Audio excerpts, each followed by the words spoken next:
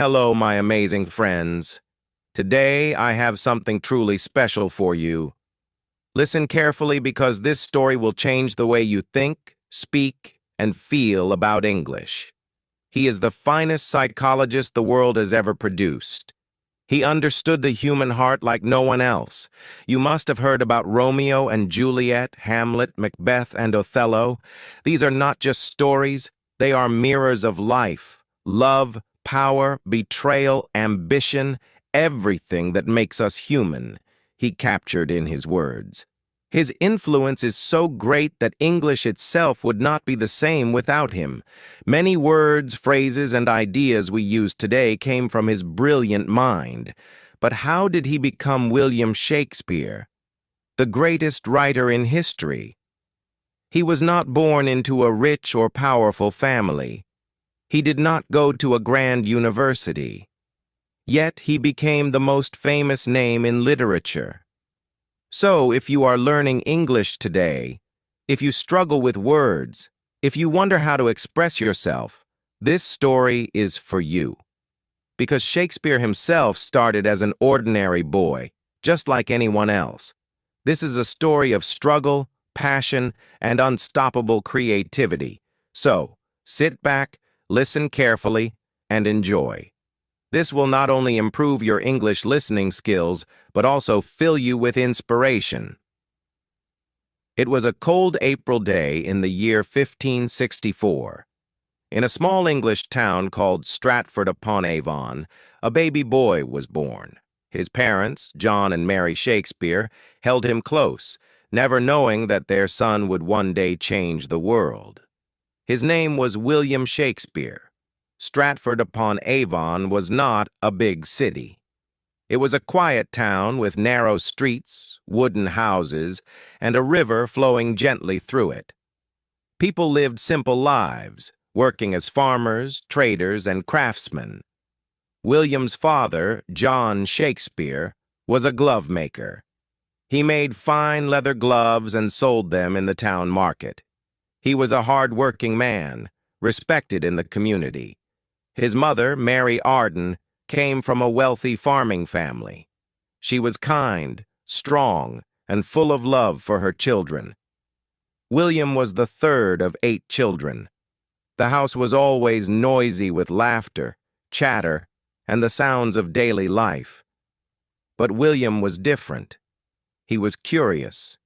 He observed everything. He listened to how people spoke, how they laughed, how they cried. He didn't know it yet, but this curiosity would one day make him the greatest playwright of all time. In those days, there were no televisions, no phones, no internet. People entertained themselves with stories.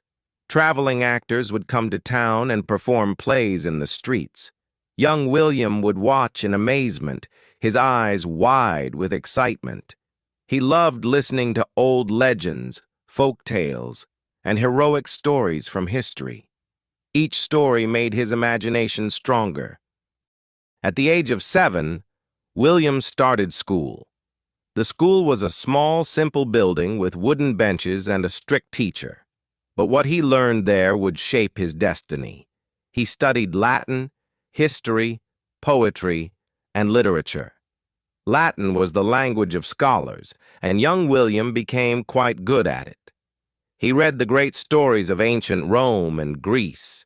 He discovered writers like Ovid, Plutarch, and Virgil.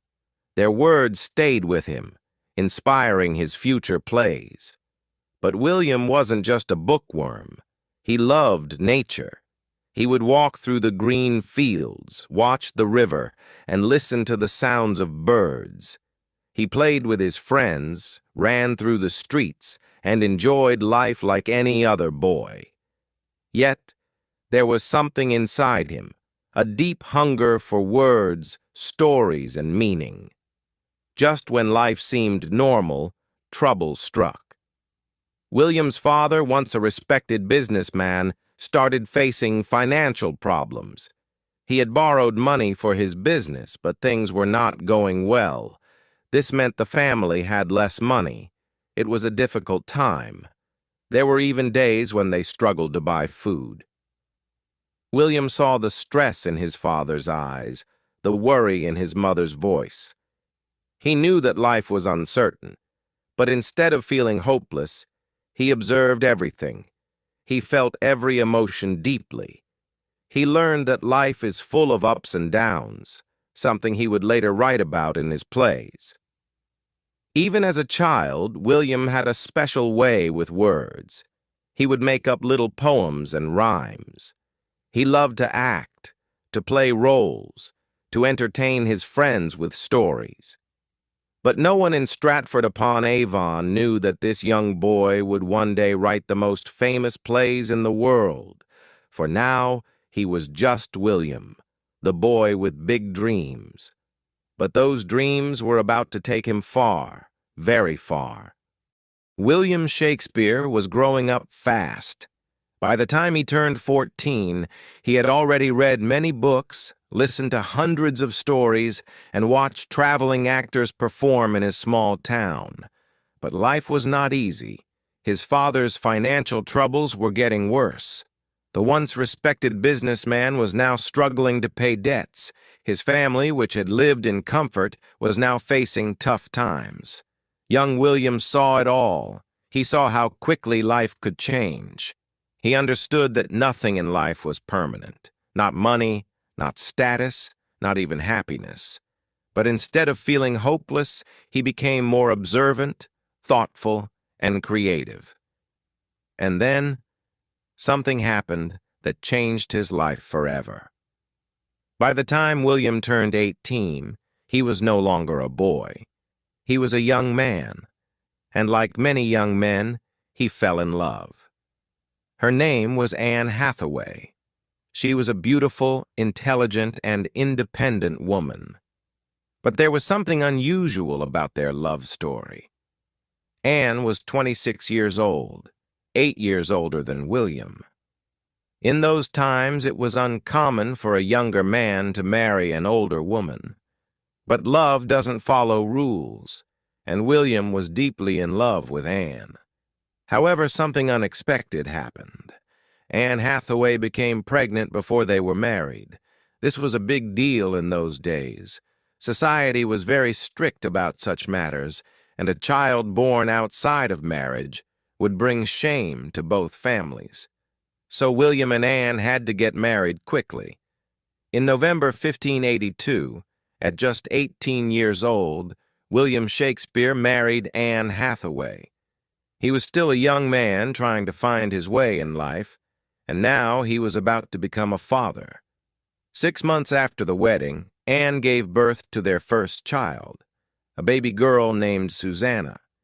2 years later, in 1585, Anne gave birth to twins, a boy, Hamnet, and a girl, Judith.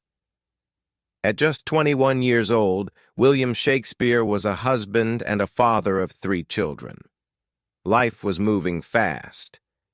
But there was one problem. How would he support his family?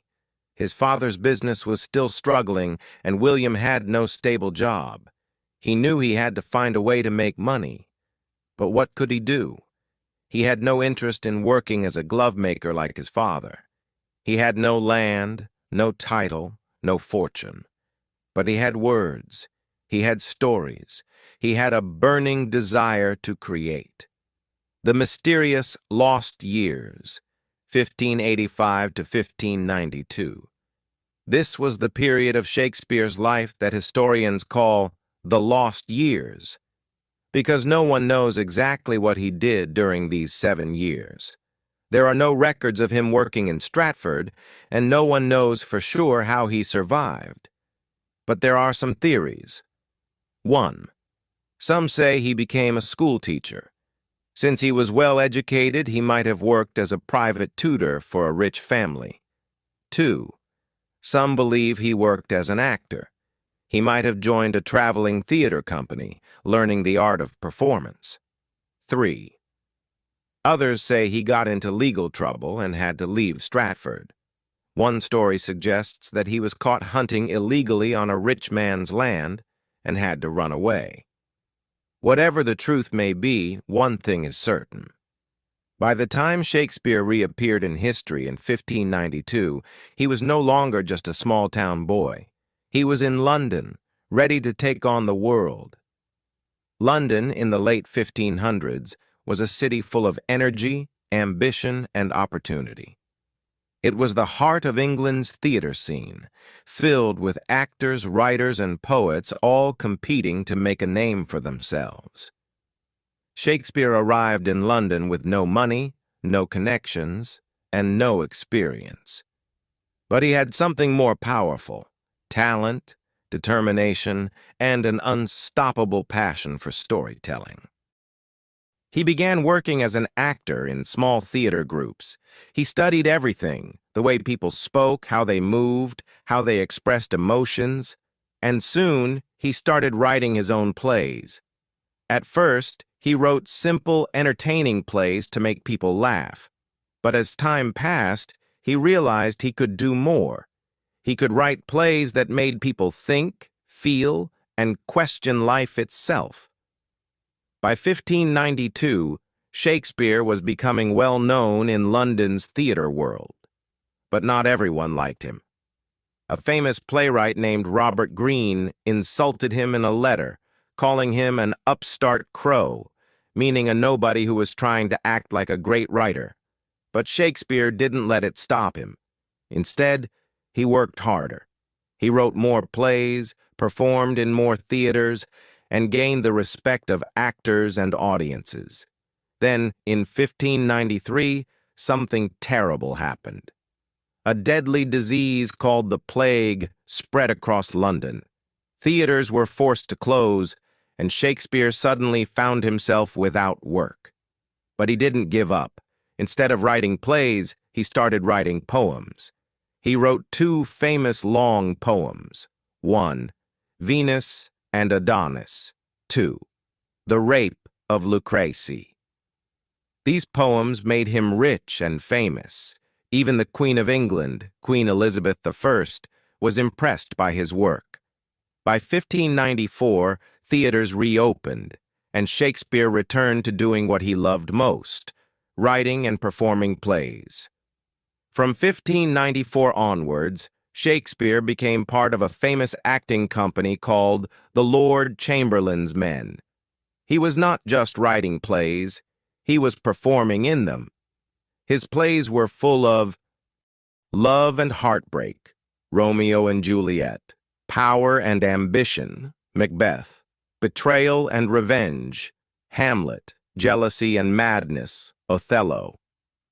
By the late 1590s, Shakespeare was one of the most famous playwrights in England. But Shakespeare didn't stop. He wanted more. More success, more influence, and more masterpieces that would stand the test of time. And that's exactly what he achieved. The Globe Theatre, a home for Shakespeare's dreams. In 1599, something extraordinary happened. Shakespeare and his acting company, the Lord Chamberlain's Men, decided to build their own theater. They named it the Globe Theatre. Imagine the scene: a massive circular theater with an open roof.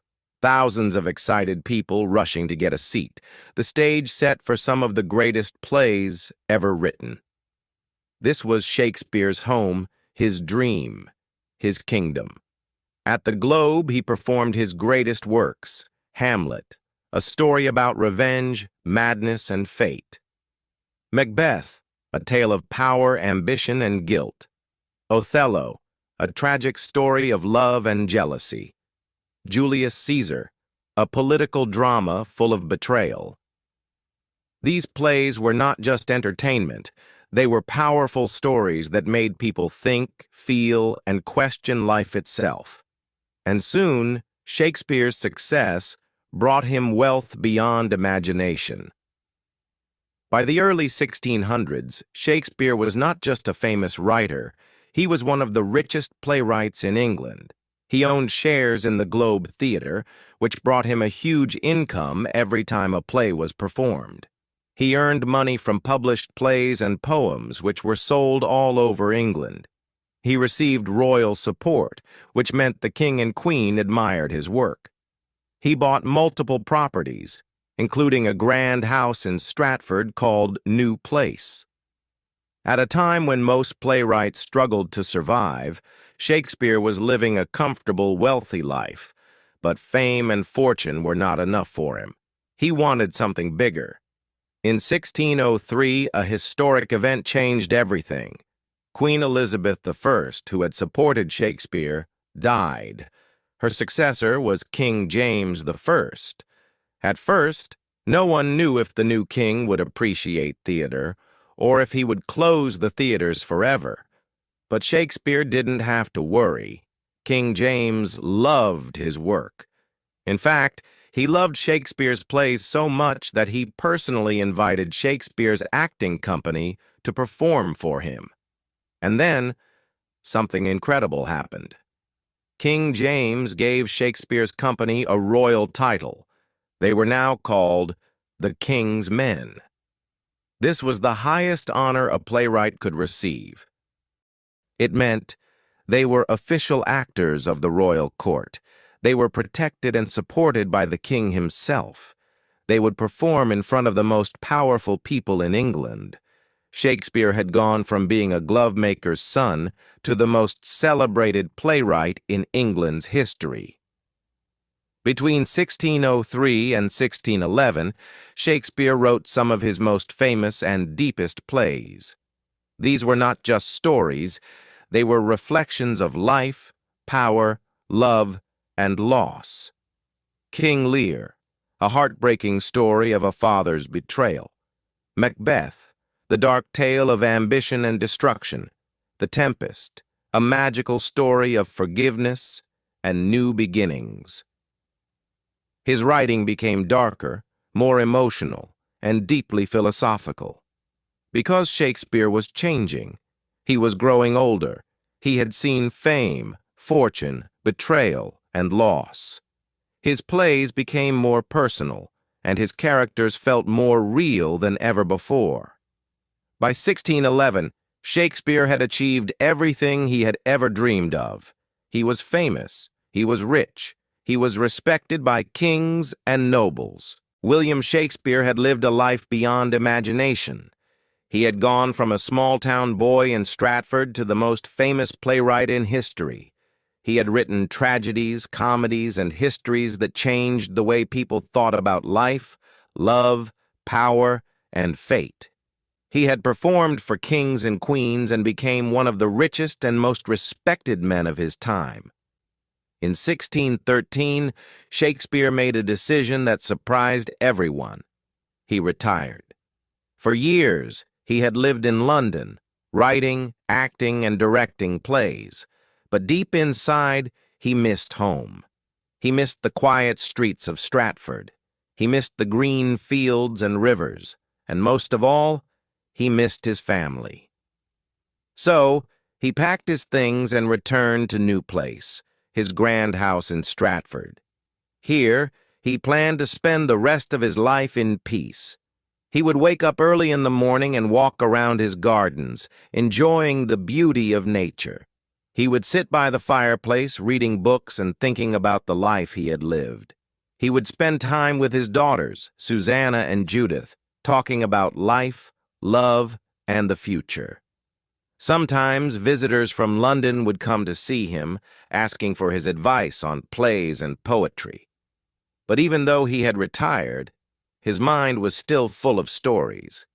People say that even in his final years, he would sit for hours, lost in his thoughts, whispering words of poetry to himself.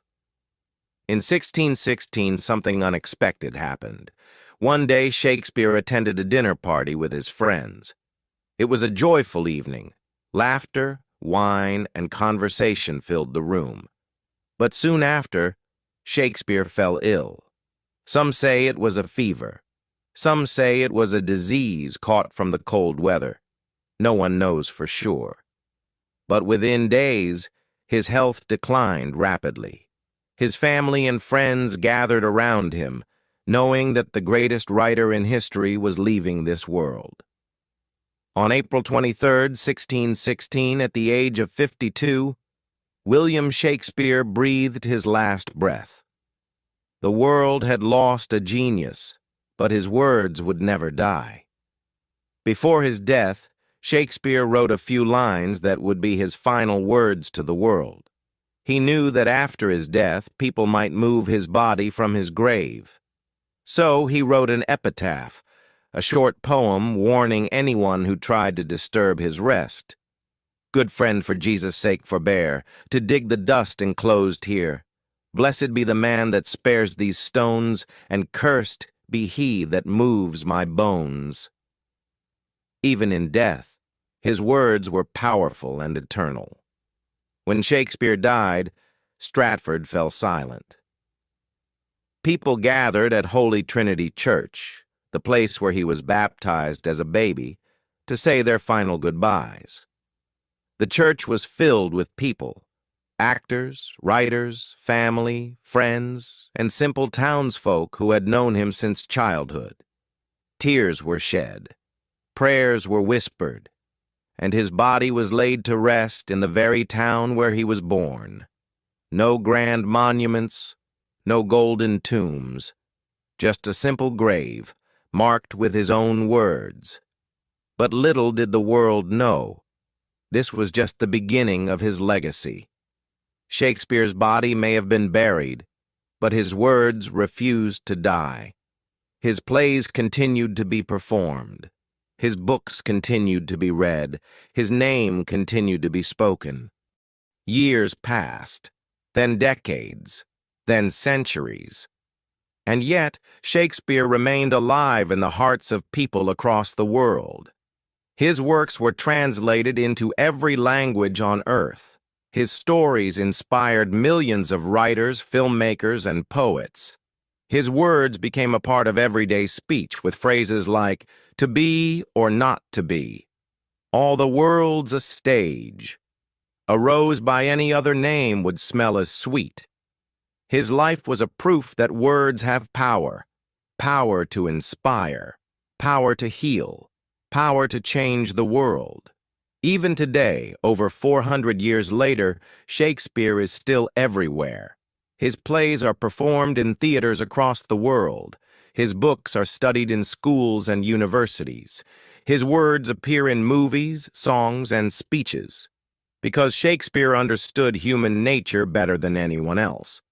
He wrote about love, betrayal, ambition, jealousy, fate, and dreams, things that every human being can relate to. He showed us that love can be beautiful, but also tragic. Romeo and Juliet. Power can corrupt even the strongest hearts. Macbeth. Betrayal can come from those closest to us. Julius Caesar. Life is full of uncertainty and mystery. Hamlet. His stories remind us who we are and who we can become. If Shakespeare were alive today, he would have one message for you. Dream big. Tell your story. Never stop believing in yourself. Because he was just a small-town boy from Stratford who dared to dream beyond the ordinary. And today, his name is written in history forever. William Shakespeare's life may have ended, but his story will never end. And now, it is in your hands. His words are yours to read, to learn, and to share with the world. My amazing friends, you have a dream, right? Maybe you want to be a writer, an actor, a speaker, a leader, a creator, someone who leaves a mark on this world. But sometimes fear stops you. People doubt you. You feel like giving up. Let me tell you something powerful today. William Shakespeare was just like you. He was born in a small town. He had no rich family. He had no connections. No one believed he would be famous. But he had one thing, a dream. And that dream changed the world. Now it's your turn. You have a fire inside you. You have a story to tell. You have a voice that matters. Don't let fear stop you. Don't let people tell you you can't do it. Because the truth is, You can. You are stronger than you think. You are greater than you believe. You are one step away from changing your life forever. So, my friends, never stop chasing your dream. Start today. Work hard. Never give up. And one day, just like Shakespeare, your name will be remembered. Now, if this story inspired you even a little bit, then like this video so I know you felt the power of this message. Comment below. Tell me what's your dream. Let's inspire each other. Subscribe and hit the bell icon because we are on a journey of learning, growing, and becoming unstoppable together. My amazing friends, your future is waiting for you.